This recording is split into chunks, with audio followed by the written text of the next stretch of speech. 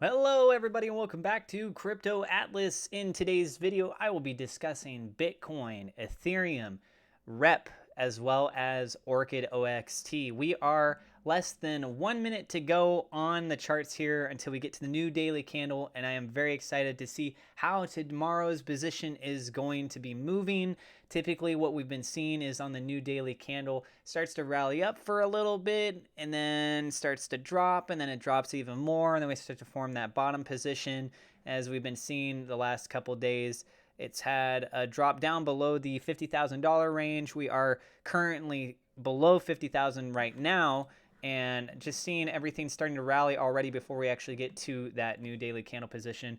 Real quick on the side, while we got a little bit of time on this, guys, I am going to let you know that if you're new to cryptocurrency and you're wanting to get involved with this, I do have a link to Coinbase in the description. That way then you guys can get a little referral bonus. Helps me out too. Same thing, if you guys want to invest and get an interest on your cryptocurrency, go check out BlockFi. I also have a link in the description for that as well.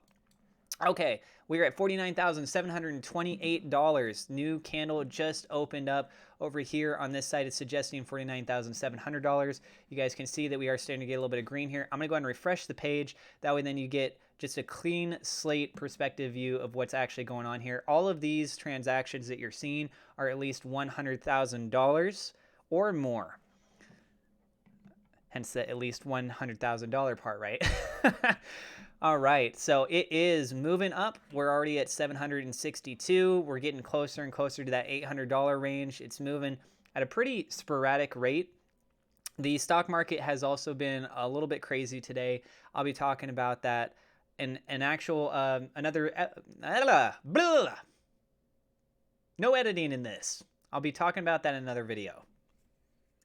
I want to give a big shout out to PJ, and I want to say a big thank you. So I've been considering trying to do some videos on some stock stuff. I'd like to know what the rest of you guys think as well, but doing some side videos where I do tackle a couple different stocks. So I'm going to be trying that out today. I'd like to know what you guys think. And I don't know if a lot of you guys are also doing stuff with stocks. This is absolutely going crazy right now. We're at $893, $900, already making our way back up. Quick push towards that $50,000 range. We'll be talking a little bit about the stuff in the news here, as well as we'll be taking a look at the charts, of course. So we are almost to the $900 mark there. Seeing just a little bit of resistance. We'll keep an eye on this as we move, but things are pulling up so far. We'll see if it starts to flip the other side. That little BlockFi thing I was talking about, by the way, I forgot I had this already prepared, so I might as well just go ahead and show it real quick. So if you do deposit Bitcoin into them, as far as an APY goes, anything that's below 2.5 Bitcoin, you'll earn 6% interest APY on that. And then if it's more than 2.5 Bitcoin, the extra Bitcoin, you'll only get 3%. So you get 6% on the 2.5 and then 3% on whatever is extra. They got some other things there. You guys can check all that stuff out, but yeah. Anyways. All right, now let's go ahead and go on to the news. So Munger on Tesla at $1 trillion and Bitcoin about $50,000. He made this remark. He said, I don't think... Should I make it sound like some really old guy that's super creepy? Or I guess that he almost looks like the Emperor in this kind of point of view. Luke Skywalker. Darth Vader. Sorry. I'm being stupid right now. I just bumped my elbow. Did you guys hear that? Let's focus on the crypto. I don't think I know what the future of banking is, and I don't think I know how the payment system will evolve, he said. I do think that a properly run bank is a great contributor to civilization, and that the central banks of the world like controlling their own banking systems and their own money supplies. Okay? So I don't think Bitcoin is going to end up the medium of exchange for the world. It's too volatile to serve well as a medium of exchange, even though it's the highest appreciating asset of all time, even though it continues to form new higher lows, and new higher highs. The volatility of it dropping down and then bounces back and goes even higher, it's not like that's not a good investment if you just hold on to it long enough, but whatever. And it's really kind of an artificial substitute for gold. And since I never buy any gold, I never buy any Bitcoin. So the guy doesn't like gold either. Anyways, let's go ahead and move on to the next thing. I don't know what my cat is doing, but I do apologize if you guys hear that in the background there. So over on Twitter, Bitcoin, this is Klarna's CEO. Klarna's CEO is deeply worried about tweets promoting Bitcoin and thinks regulators should step in. Let me know what you guys think about this. He says, if I go on Twitter and search for Bitcoin, I can see people writing, buy now. I think I might sneeze. Excuse me about that, guys. Buy now or you're going to miss the biggest opportunity of your life. Seymour Tchaikovsky said in an interview Wednesday, if I would take Klarna stock and advertise it with similar writing, I would get a fine or I would even be put in jail, he added. I'm very surprised why regulators aren't chasing these elements. You know, if they're doing regulations for people in the stock market like this, saying, oh, you can't tell people, go check out the stock. Buy now or you're going to miss the biggest opportunity in your life, right? So if that's literally what you can't say with stock stuff, which is interesting, by the way, then personally, yeah, I think if they want to do regulations to some degree for crypto on this, I don't think it's that bad saying that you can't phrase things in a certain way that could come across as misleading, but just showing your general support for Bitcoin and cryptocurrency, I don't think that's bad, and I don't think that should be regulated. Give me 1 second here, guys, because my cat just won't stop. Come on, buddy, I'm doing a video. No.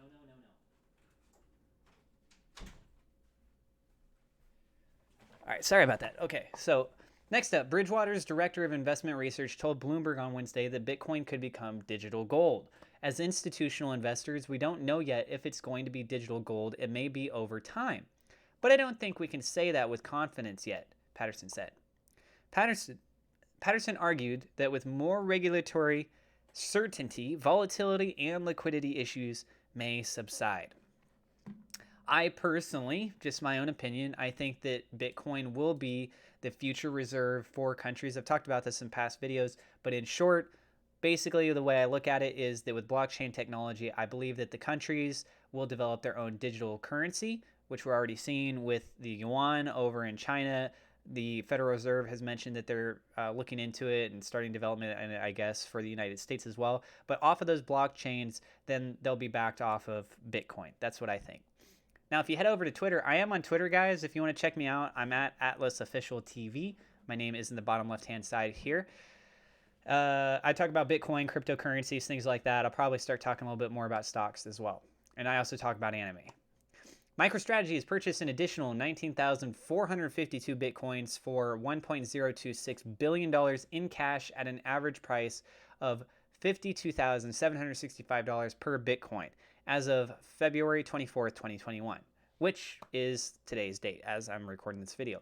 We hodl 90,531 Bitcoins acquired for $2.171 billion at an average price of $23,985 per Bitcoin. Wow, that's a lot of Bitcoin, man. That's a lot more than what I have. GG's. But he looks like a hodler, and so, dude, I think we're in good hands. Or technically, it's in his good hands, right? Far more money has been lost by investors preparing for corrections or trying to anticipate corrections than has been lost in corrections themselves, from Peter Lynch, right? Good quote. Anthony Pompliano said Square has 5% of their balance sheet in Bitcoin. Tesla has 8% of their balance sheet in Bitcoin. MicroStrategy has 95% of their balance sheet in Bitcoin. Who is next? Can you imagine if they went full on, like 100%? That would be a crazy story. Bitcoin is back over $50,000. Retweet if you hodled. Well, I didn't retweet it, but, I did hodl, so boom, there. I retweeted it. Okay, you guys happy?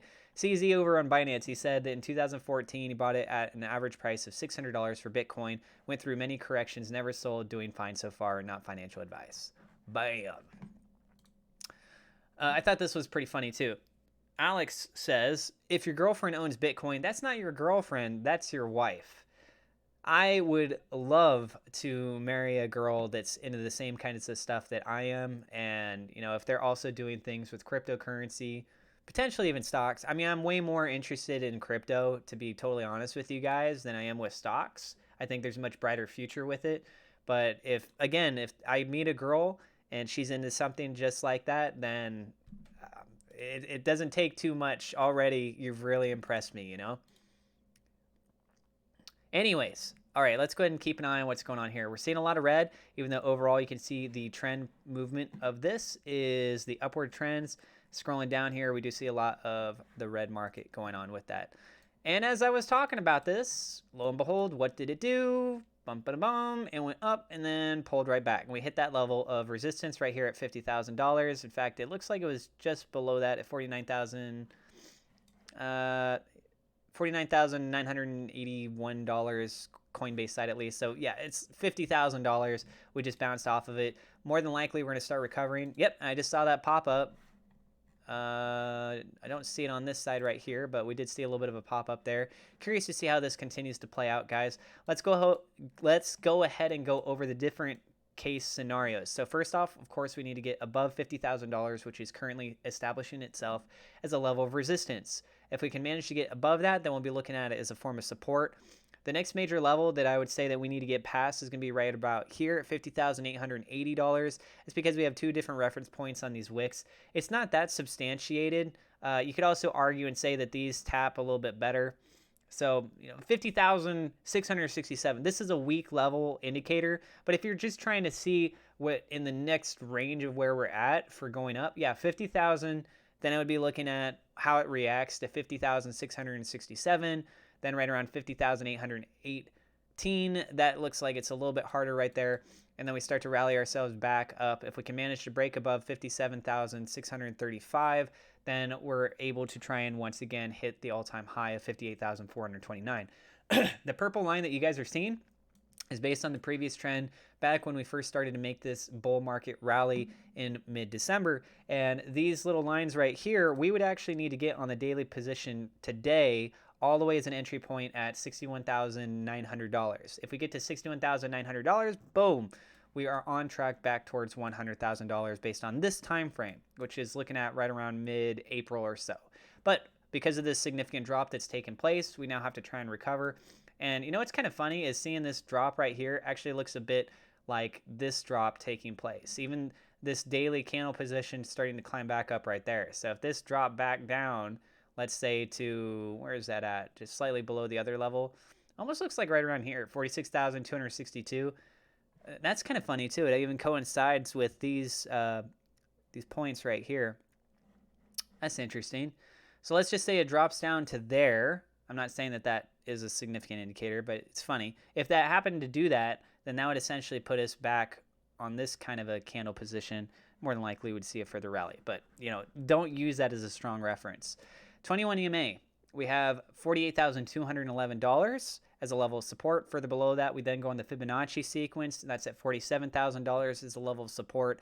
And then even further down below that, that wasn't supposed to do that. Even further down below that, then we have it $40,700. That's for the Bitcoin side. Now we're going to go take a look at what's going on with the Ethereum. Looking at Ethereum, we had a little bit of a pullback going back up towards the top here, or correction, and that allowed us to at one point bounce off the 21 EMA before pulling back down here to $1,626. On the new daily candle position, we are now showing a little bit of the red for the Ethereum side. Trying to hold above 1,500 obviously is going to be a key level of psychology.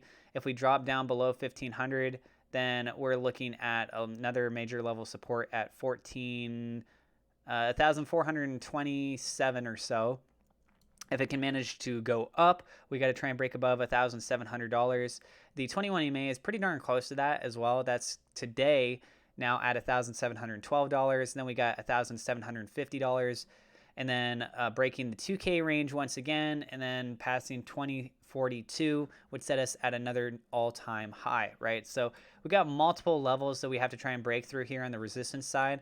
And right now there's only a couple points of reference for support. So it's going to be harder on the rally up, especially because we have 2 days of candle closures below the 21 EMA, suggesting potentially that we have actually established ourselves into a bear market pattern. Realistically, 3 days is the most significant form of identification for something like this. So we do still have some potential to recover out of this and look at it like a fake out. But as of right now, we're in a worse position than we are in a good position. So let's see how things continue to play out with that. Now let's go take a look over at Orchid. Orchid had a very similar day position like with what Ethereum had. And on this daily candle position, also 2 days of candle closure below the 21 EMA. Looks like this is mirroring pretty well what's going on with Ethereum. It is holding above 50 cents. It did close out at 50 cents as well. Right now, looking at the 21 EMA, we got 53 cents as a major level of resistance. We break above that, then we got the Fibonacci sequence at 58 cents. You can see multiple bounces taking place off of that Fibonacci sequence as well. So this is a very, very strong level of resistance that we have to get past. Beyond that, we then have 68 cents for a nice parabolic run. We would then go all the way up to, actually, a little bit going on here at 74 cents, 0.7433, and then at 80 cents, and then we're on our way back towards trying to hit that dollar zone. Now, if this drops down, we do have support established at 48 cents. A further drop down below that would be at 44 cents, and then a further correction entering towards the red zone on the Fibonacci, which would not be good at all. That'd be at 35 cents, 0.3565. This could be an opportunity to accumulate more, but let's be honest, I think a lot of us are ready to see Orchid already be above a dollar range or so. So, take with it what you will. And let's go ahead and move on to the last one. Last one is going to be Rep. What is going on with Rep? Well, Rep had a pretty good day yesterday, actually. At one point, peaking out right on that 0.5 of the Fibonacci sequence. Look at that beautiful bounce. Fundamentals, man.